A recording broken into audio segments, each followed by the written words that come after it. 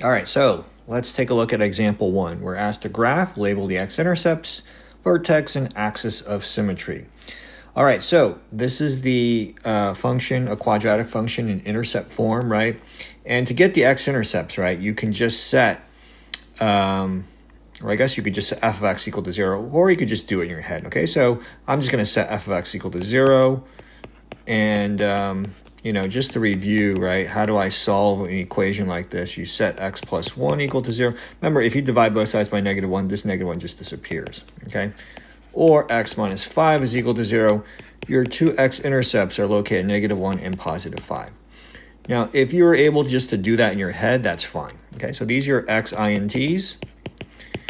And to get the vertex, right, because this is in intercept form, the vertex is just the midpoint, okay? So x is equal to -1 plus 5, right? This is p plus q divided by 2. And the x value, right, 4 divided by 2 is 2. To get the y value of the vertex, right, you need to plug this back into the function. Okay, so it's equal to -2 plus 1, 2 minus 5, evaluate. Okay, so it looks like you're going to get -3 times -3, which is a +9. Okay, so the vertex for number 1 is just 2, 9. And the AOS, right, is just x is equal to 2. All right, so let's graph this on a coordinate plane right here. So 2, 9. I don't know, somewhere over here, 2, 9.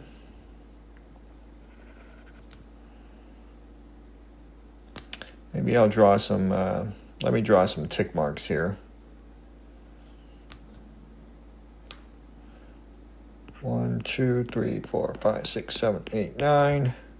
1, 2, 3, 4, 5, 6, 7, 8, 9. Okay, so 2, 9's right here.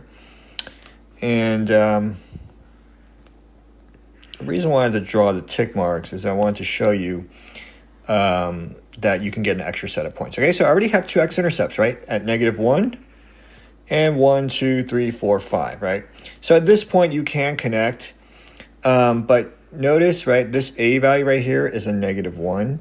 You could also get an extra set of points, right, by going down 1 over 1, down 1 over 1. Okay, only if it's a nice integer. Anyways, there's your graph of your parabola. Sketch it, connect it the best you can. All right, and then of course your AOS, right, is just x is equal to 2. Okay, x is equal to 2 is your AOS. Your x-intercepts, right, at 5, 0 and -1, 0. Okay, so that's convenient about, what is convenient about intercept form is that you already have a set of points, and all you need to do is calculate the vertex using the midpoint. All right, so let's take a look at another example, and then maybe the last one you guys try on your own. So what if you have something like this? G of x is equal to 1/4 x minus 6 times x minus 2. Okay, so exact same thing, right? To get the x-intercepts, this time I'm just going to do it in my head, right? X minus 6, if I set it equal to 0, I'm going to get 6. X minus 2 is equal to 0. My other x-intercept is 2. Okay, so it's going to hit the x-axis at 6 and 2. The vertex, right, just using the midpoint formula, x is equal to 6 plus 2 divided by 2. I'm going to get 4. And then to get the y value, right, you need to plug in x is equal to 4 back into the function. So let's do that. 4 minus 6 times 4 minus 2. Over here, you're going to get -2 times +2, which is -4. -4 times 1/4 is -1. Okay, so the vertex is just simply 4, -1. That's your vertex. You already have 2 points on the graph. This time, I guess I could sketch it with you. By the way, a right here is positive, right? So you know the parabola is going to go up. I forgot to mention on the previous problem, right? How do I know it's going down? It's because a is less than 0 on this problem, okay? All right, so I guess you could sketch it or you can draw the tick marks. This time I'm not going to draw the tick marks. If my vertex is at 4, -1, 4, -1, somewhere down here, okay? And then I have x-intercepts at maybe 6 and 2. There's 6, there's 2, and then connect. Okay, so my AOS is just x is equal to 4. And then my vertex, of course, we said was 4 comma negative 1. Okay, so that should be sufficient for you to graph. Could you do a rise over run? Notice your a this time is 1/4. It's a fraction or a rational number, so it's not an integer, so you can't do a rise over run, unlike the first example. So what you guys should do on this next example is do a try, meaning why don't you pause the video before you see the correct answer, and then see if you actually did it correctly. Okay, so I'm going to give you negative x squared minus 4x, and see if you can, my hint for you on this try is to actually put it in intercept form first, and then figure out what the x-intercepts are, and do your sketch.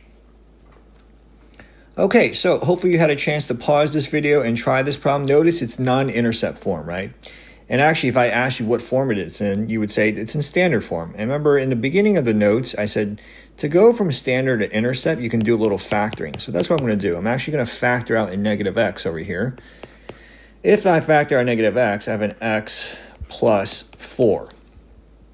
Okay, that still looks a little bit confusing, but if you write it like this, right, you could say, hey, this is negative x parentheses x plus 0, right, times x plus 4, okay?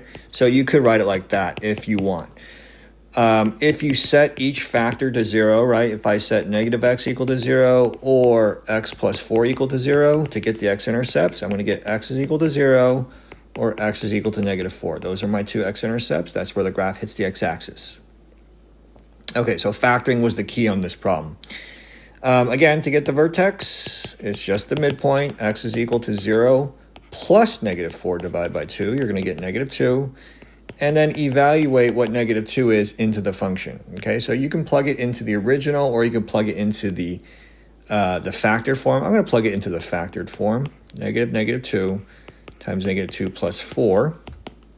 I'm going to get a positive 2 times a positive 2, which is actually just equal to 4. Okay, so my vertex is just negative 2 comma 4. Okay, so oftentimes students make their mistakes on the plugging in, so make sure you're very careful with your minus signs and whatnot. Okay, all right, so I already know that this parabola, because a is less than 0 right here, right, I know the parabola is going to go down.